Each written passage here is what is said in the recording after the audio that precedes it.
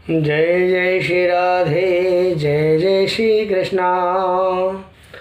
कृष्णाय वासुदेवाय हरे परमात्मने प्रणतये क्लेशनाशाय गोविंदाय नमो नमः। आप सभी को जय जय श्री राधा जय जय श्री कृष्णा। मित्रों, मैं महेश पाठक श्रीधाम वृंदावन से आपकी सेवा में ज्योतिष की नई जानकारी लेकर के नई जानकारी लेकर के कुछ वीडियोज आपके सामने लाया हूं। आजकल हमारे जो ये वीडियो बना रहे हैं हम आपके लिए, ये राजयोग के वीडियो बन रहे हैं कि हमारी कुंडली में कितने राजयोग होते हैं और कितने खराब योग होते हैं, तो उनके बारे में जानकारी चल रही है आपके लिए। पीछे आपको बहुत सारे वीडियो अपलोड किए हुए हमने राजयोग के बारे में, जिसमें कुछ भागहीन योग होते हैं और कुछ भाग को बढ़ाने वाले योग होते हैं। मित्रों, कुछ भाग्यवान योग होते हैं और कुछ भाग्यहीन योग होते हैं। तो इसी श्रृंखला में मैं आपके सामने आज का जो योग है उसको कहते हैं केम द्रुम योग। आज का जो योग है उसको कहते हैं केम द्रुम योग। पूरा वीडियो देखें, आपको संपूर्ण जानकारी मिले। केम द्रुम योग क्या होता है, इसका जातक को क्या परिणाम होता है, जातक के लिए अच्छा होता है या ख़राब होता है, पूरा वीडियो देखें। आपसे मेरा एक निवेदन भी है, आप मेरे इस चैनल को, जिसका नाम है ज्योतिष सेवा वृंदावन, इसका पुराना नाम ज्योतिष सेवा आपके द्वार था और अब नया नाम इसका ज्योतिष सेवा वृंदावन है। आप ये मेरा चैनल देखें और इसके जो सब्सक्राइब करें, इसको बेल पुश बटन को दबाएं, वीडियो मेरे लाइक करें और इनको शेयर भी करें। आप लाइक करेंगे तो यूट्यूब और गूगल उसको जल्दी पकड़ेगी और आप सबको जल्दी दिखाई जाएगा। तो मित्रों, आपसे मेरा निवेदन है कि आप इसको शेयर भी करें। आप शेयर करेंगे तो आपके इष्ट मित्रों को ज़्यादा से ज़्यादा इसकी जानकारी पहुंचेगी। अब बात करते हैं केम द्रुम योग की, कि केम द्रुम योग क्या होता है और ये जातक को क्या नुकसान करता है और क्या फ़ायदा करता है। इसी श्रृंखला में ये केम द्रुम योग है। इसको कहते हैं भाग्यहीन योग। क्या कहते हैं इसको? भाग्यहीन योग कहते हैं इसको। तो हमारे जो शास्त्रों में इसके बारे में लिखा गया है केम योग के बारे में, केम दुवे भवति पुत्र कलत्रहीनो देशांतरे व्रति दुख समावितप्त ज्ञाति प्रमोद निरतो मुखर है कुचैलो नीच सदा भवति भीति युत श्रीरायु। इसका मतलब ये होता है कि जिस कि जन्म समय में केम द्रुम योग हो, वो पुत्र और स्त्री के सुख से हीन, देशांतर में रहने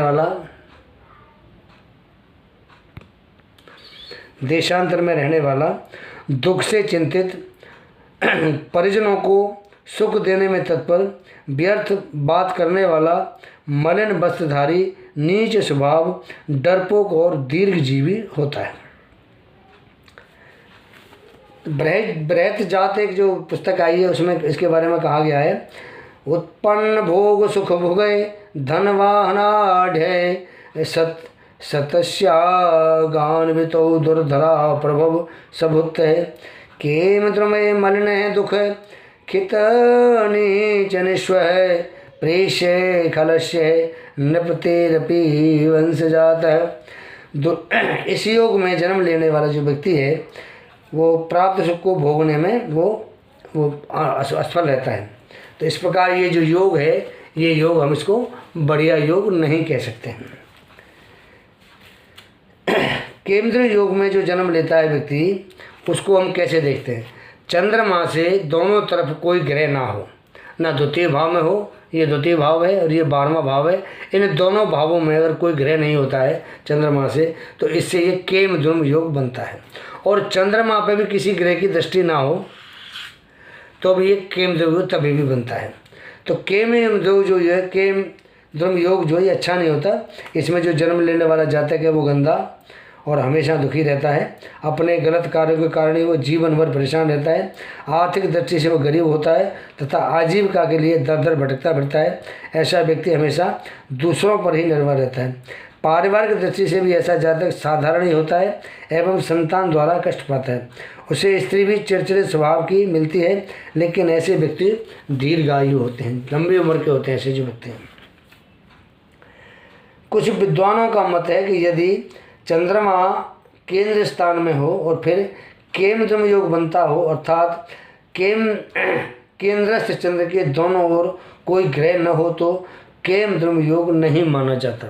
मतलब अगर केंद्र में चंद्रमा बैठा हो और दोनों तरफ कोई ग्रह ना हो तो इसमें कहा है कि इसका परिहार हो जाता है।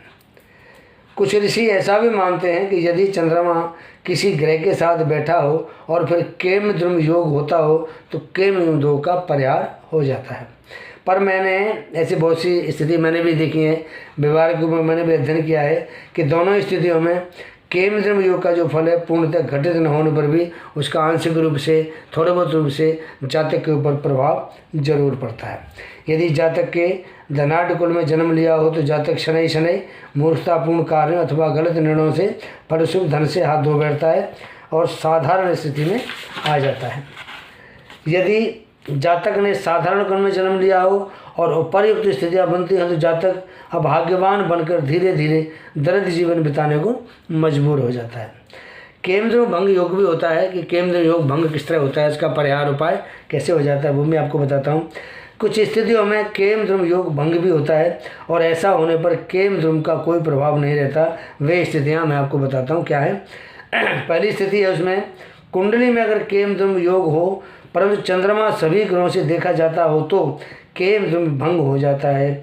इस योग का कोई प्रभाव नहीं रहता, अपितु जातक दीर्घायु प्राप्त कर शस्त्रों का विनाश करने वाला होता है।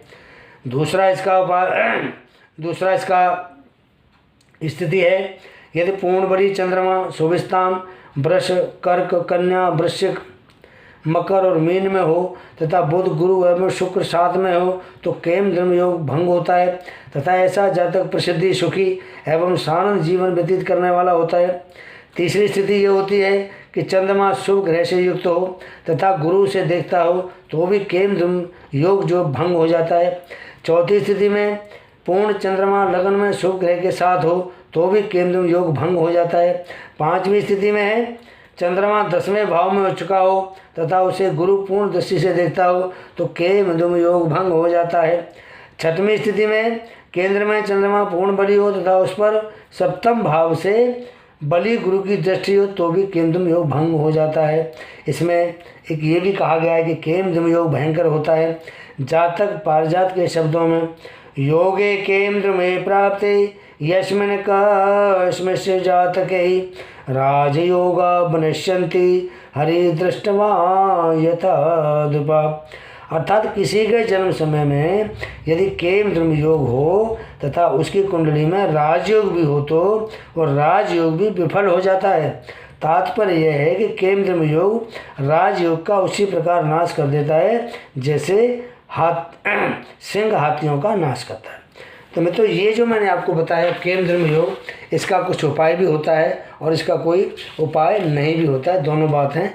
तो उपाय होता है लेकिन कई बार दिक्कतें होती हैं। पूर्ण शशि यदि भवेच्छु वसंस्तो वा सौम्यामरेज्य भृगुनंदन संयुक्तस्य पुत्रार्थ शौक्य जनके कथितो मुनीन्द्रे केम ध्रुवे भवति मंगल सुप्रसिद्ध है। केम ध्रुव योग होने पर भी यदि चंद्रमा शुभ ग्रह के राशि आदि में हो तथा बुध बृहस्पति या शुक्र से युक्त हो तो वह मनुष्य पुत्र धन और सुखों से युक्त होता है। तो मित्रों ये मैंने आपको भी केम ध्रुव योग के बारे में ये आपको जानकारी दी। आप मेरा वीडियो देखें और मुझे बताइए जानकारी आपको कैसी लगी। अगर जानकारी आपको अच्छी लगती है तो मेरे वीडियो को आप लाइक करें, इसको और शेयर करें, मुझे बड़ी खुशी होगी। आप लाइक करेंगे तो मुझे इतनी खुशी होगी कि इसको गूगल भी जल्दी उठाएगा और यूट्यूब वाला भी इसको जल्दी उठा के आपके सामने रखेगा।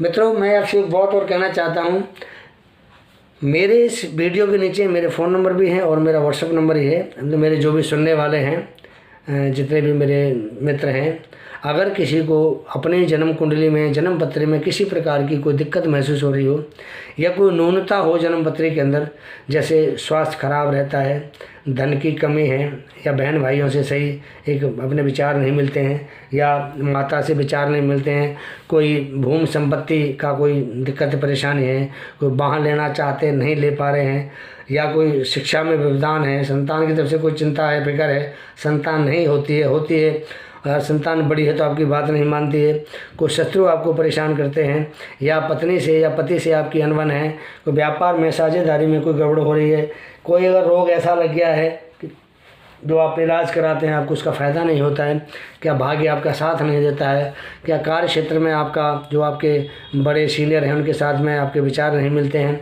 या कोई आपको काम करते हैं उसमें आपको लाभ नहीं होता है, खर्चा बढ़ा चढ़ा रहता है, विदेश जाने की इच्छा नहीं जा पाते हैं। अगर आपकी जन्म पत्री में इस तरह की कोई परेशानी है, आप हमें अपनी डेट ऑफ बर्थ भेजें, उसका आपकी जन्म पत्री का विश्लेषण किया जाएगा और उसका जो सटीक उपाय होगा वो आपको अवश्य ही बताया जाएगा और जो 100% आपको लाभ करे। इसके साथ ही मैं महेश फाटक सीधा वृंदावन से आप सबको मेरे जय जय श्री राधे और जय जय श्री कृष्णा। अगला राजयोग का वीडियो लेके फिर आपके सामने जा रहेंगे, तब तक के लिए जय श्री कृष्ण, जय श्री राधे।